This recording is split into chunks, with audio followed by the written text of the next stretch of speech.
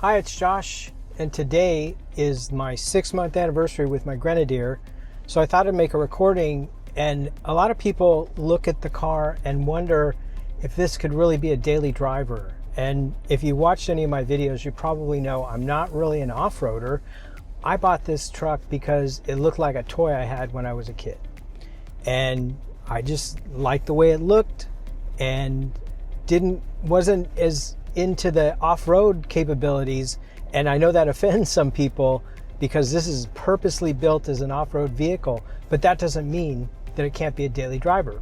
So we're going to take a drive and we're going to discuss some of the things I've learned since I've gotten my Grenadier, things I like, things I wish they could do a little bit better, and kind of give you an opinion in case you're trying to decide what you think about the Grenadier.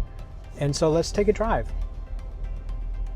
So I started the video in my garage because one of the things that I wanted to point out is I was away for about a month, and as soon as I came back and got in behind the wheel again, I recognized that this car has really gotten a lot easier to drive. When I first got it, it just felt like a beast, and I was always worried that the corners were going to hit something. So I have this funky garage with tight turns, and it's almost like the car shrank. It's a lot easier to handle, and maybe, it's just my spending time driving it. But when I came back, I just kind of took like a duck to water. It was a very comfortable transition, and I was happy to get behind the wheel, because when I first got it, I was feeling, I came from a Mini. My last car was a Mini, and I've driven little sports cars and things like that. And so going back to a big vehicle takes a little adjusting. So I really felt like, the drive is manageable. The car feels, what do I want to say? The car feels more like a car. You can consider it to be a truck, but I always call them car. When I first got the car, I was wondering if it was going to be a problem having such a giant vehicle. And yes, you have to be a little more mindful of parking places, because this is not really a compact car. And so a lot of places where you go that require compact spaces, that's a little tricky. So you have to consider that. And then also the height. I never paid so much attention to the height restrictions for parking garages. But at 6'8", which is the height of the Grenadier without a roof rack, that's basically the modern standard for garage height. And so it really isn't a problem, but you just need to check, because if there's an older building that you're going into, they may have a restricted height. So you have to look out for that. And of course, we still have the overspeed warning. I'm going to turn it off. The overspeed warning, it's December. We haven't gotten the software update. I know it's slated currently for the end of the year, and I expect to talk to my dealer within the coming week just to check in on what that schedule is, because I know they had a problem with the rollout and they pulled things back because it was actually supposed to be here 3 months ago. And so we're still waiting for that. And my understanding of how the software change will be is that it will allow you to permanently set the audible warning off, but it won't necessarily disable the actual feature. So you'll still see a flash when you go over the speed limit, but it just won't be in your face and in your ear with that tick, tick, tick, tick. So that'll be a good thing, and we'll welcome that as soon as it shows up. I don't know if there are other changes that they've contemplated. The only other software update that they currently have is for people that had a check engine light after refueling. And I didn't experience that problem, so I've not had that software update. But getting back to, is this something you could use as a daily driver? My answer is going to be yes. If you don't mind the gas mileage, which my averages have been between 13 and 16, depending on the kind of driving that I'm doing. If I'm doing all freeway, I can get a little over 16 and a half. And if I'm doing mixed roads and things, it's more like 13. I've seen it as low as 11. but that's with all city stop and go driving. So you kind of know when you get a car like this that you're signing up for buying gas. And of course, we don't have the diesel option in the United States. I don't know that the diesel would get you that many more miles, but it's just not something that we can consider. So I live with that. As far as pros and cons and things that were initially worrying when I was deciding about the Grenadier, the steering is probably the least bit of problem. I know people still comment about it to this day, and there's two things about the steering: the turning radius and the steering feel. The steering feel, to me, it's not an issue. It's just an adjustment to getting used to a different car. If you're used to cars driving themselves practically for you, then you might not like it. But otherwise, I still find it's a one-handed drive. You don't have to fight to keep this on the road. Maybe there's a little bit of play in it, but my perception is it's not a big deal. The only thing I don't like is the turning radius. And that's where getting in and out of a parking place or making a U-turn becomes a multi-point turn. And that's a little frustrating. Nobody likes to be backing up in making a U-turn in traffic. And so I calculate in my head when I'm doing a U-turn, if there's enough space across, it has to be like a 2-lane to 2-lane road. And otherwise, you just find a better option because it's a little stressy. But power-wise, I don't find the Grenadier wanting for power. I'm really happy and satisfied with the amount of power we get from this engine as it's spec'd now. I know that they're working on uprated versions, and there's a prototype with a V8, but it's good as it is. The HVAC, the air conditioning and heating, it's a little quirky, let's just say. I'm finding that, there's an auto mode and then there's the manual mode, and the two don't really talk to each other. So if you set it to auto and you try to dial a certain level of heat, sometimes it still blows a little cold air when you're asking for heat. Sometimes it doesn't. And then you set it to this, you turn auto feature off and then it goes completely to hot heat or to freezing cold. It's like got two minds.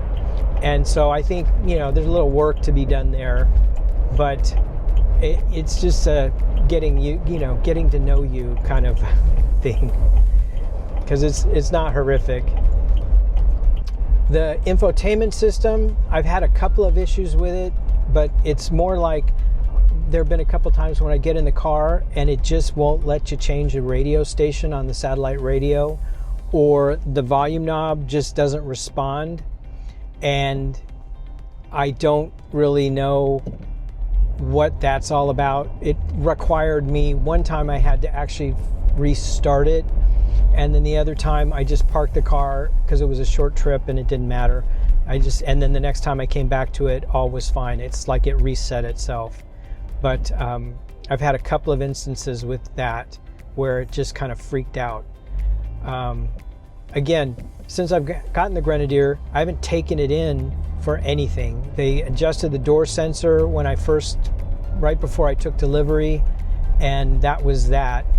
And then the air conditioning was blowing hot completely, like the coolant had leaked or wasn't properly done, and they fixed that. And so when it cools, it cools. It's just that sometimes when you set it to be a little warmer, it still cools. And then you set it a little warmer, it cools, and then every now and again it blows some hot air at you. It's kind of fickle.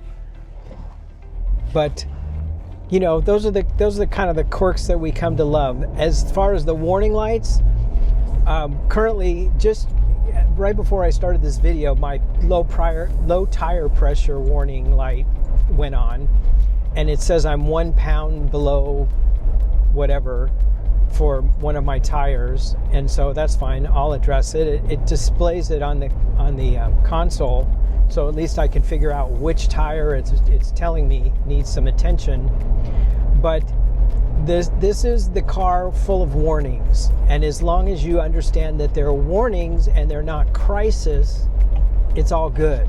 Because you get in the car and it says, I can't see well enough, and so the automatic emergency braking is not functional, or the speed distance control is not functional, and you think something's broken. It's not broken.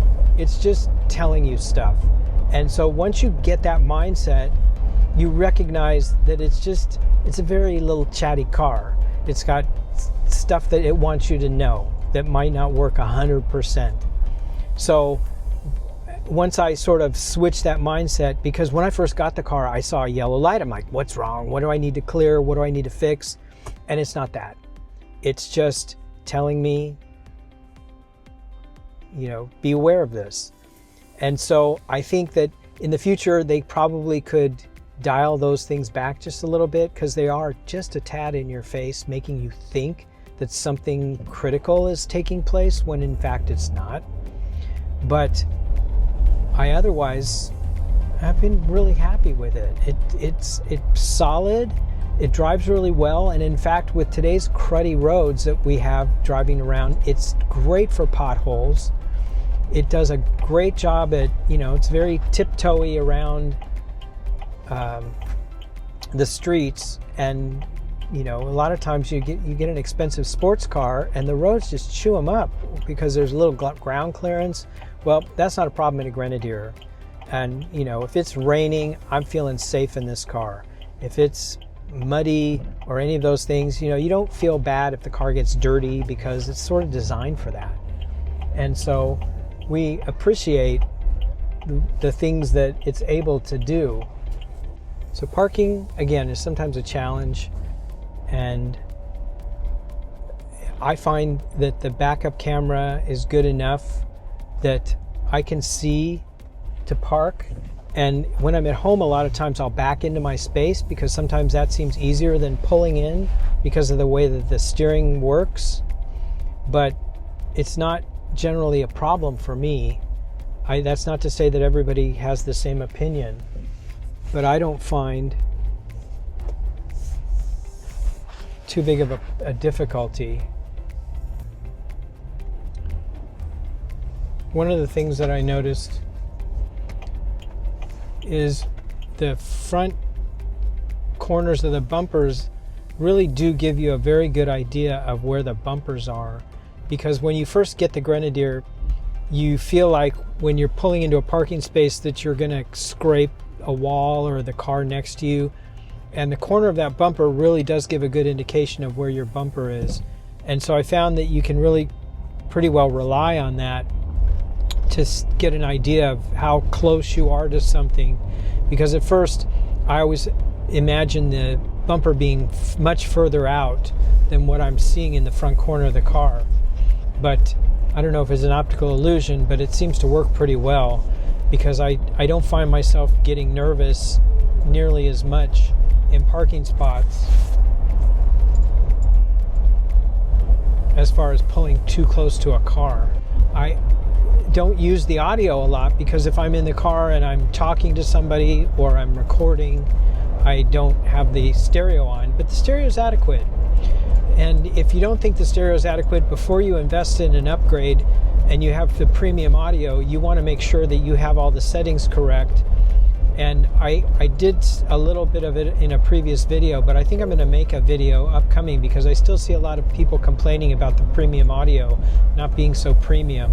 And there are some things that you can check before you make any investment in upgrading speakers and so forth, because you do find that there's no speakers up at this level. They're all down in the doors and so forth. So it's premium for a truck. I don't know that it's premium in the truest sense, but I'm okay with it. Again, every new car is a set of trade-offs. You're getting the utility and the space and the fun factor, and you're giving away some of the modern conveniences. I've mentioned that I'm not a fan of the key particularly, but it works. And it just takes some getting used to, especially if you're not used to driving and having to stick a key in and find a keyhole and some of those things.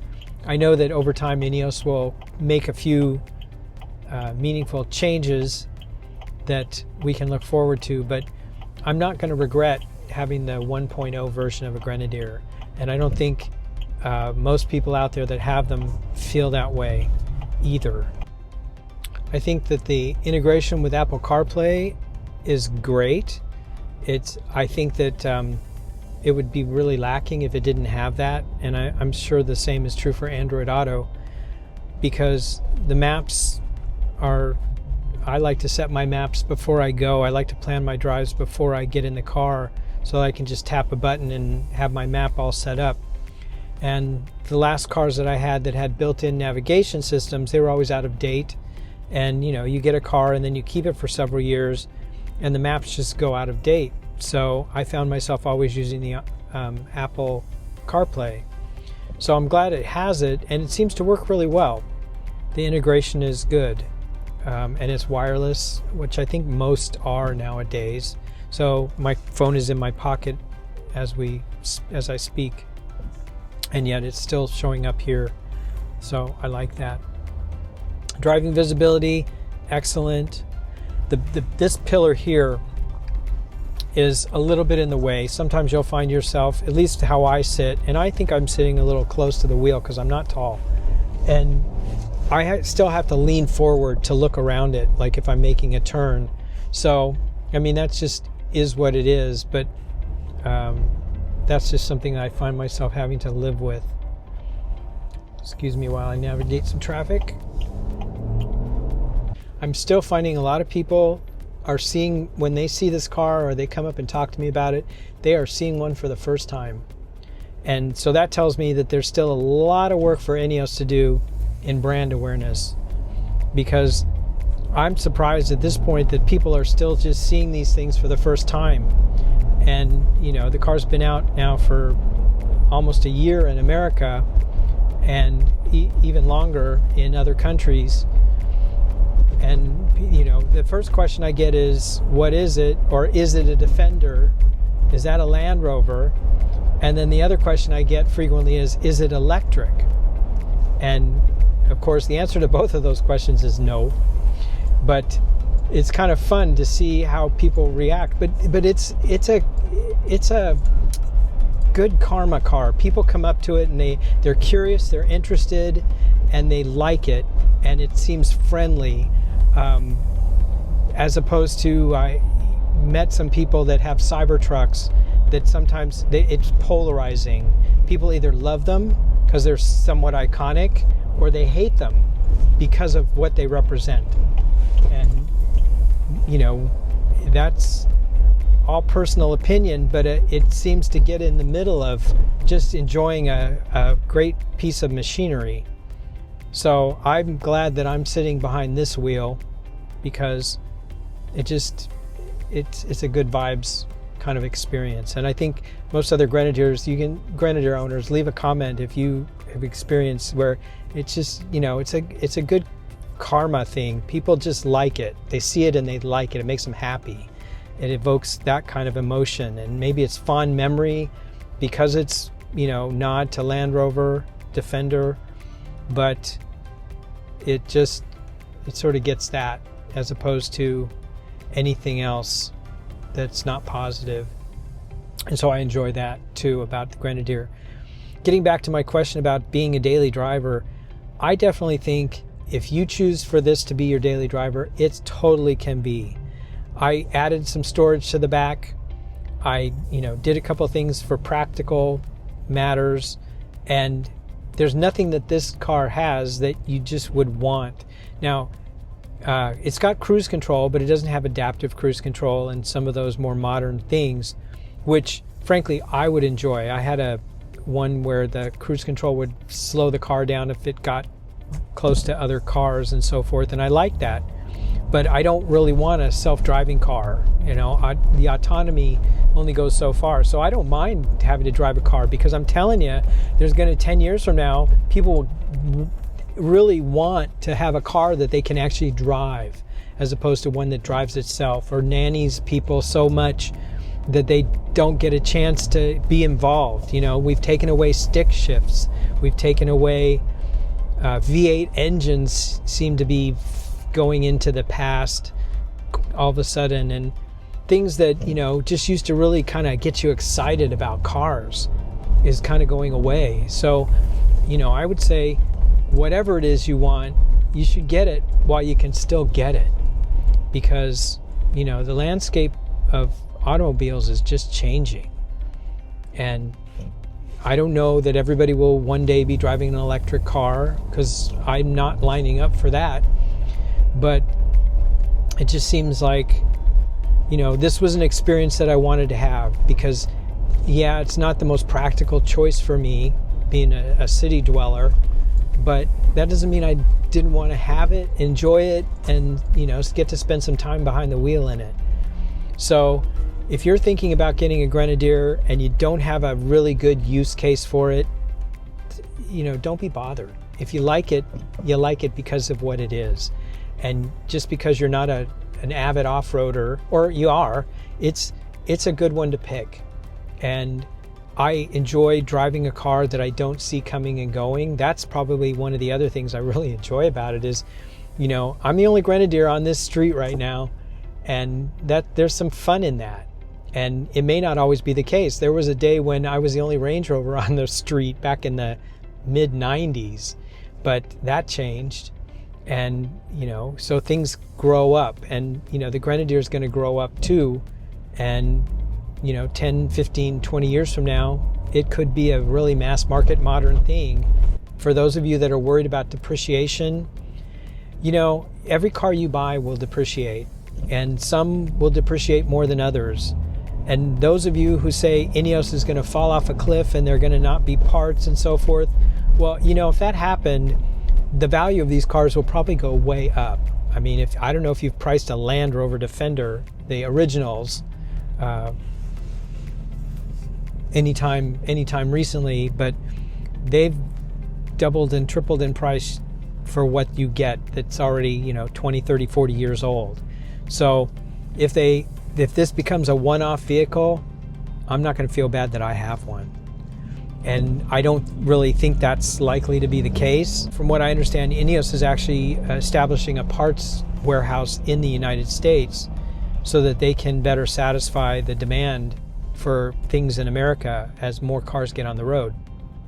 So I think everything's going in the right direction for INEOS. And, you know, for all their faults that people point out, and I don't know if it's faults, not perfect communication. It's really difficult to be perfect for everybody and make everybody happy. But I think they've done a pretty good job of keeping most people happy and making most people happy. Sometimes I think we live in the land of perfection, where we just expect everything to be perfect from the get-go, and, you know, don't realize that, you know, these things were engineered and made by human beings who have to weigh pros and cons and make decisions and trade-offs as to features and functions. Because sometimes I wonder why they did certain things in this car, and then I just kind of go back to that, well, just because. But as you see, I'm driving over these. This is a city street that's just got all these lumps and bumps, and the Grenadier handles it great. Not totally silent, but, you know, for the condition of the road, it's fine. And it sort of just tippy-toes over them. Anyway, I hope I communicated something that got you to think about, you know, what you might want to do with a Grenadier, because I know there are a lot of people that you get into the minutia of, is it good? Is it going to be okay? Am I going to be regretting that I got it and things? And, you know, basically, if you can afford it and you like it, it's an experience that will be well worth having. And so I wouldn't tell you otherwise. And I'm not regretting anything. Perfect? No, it's not perfect. It's got some little quirky things, but even with the character flaws, it's still, I think it's still well worth having. So anyway, I'm going to say sign off and say thanks for watching, and I'll see you in the next video.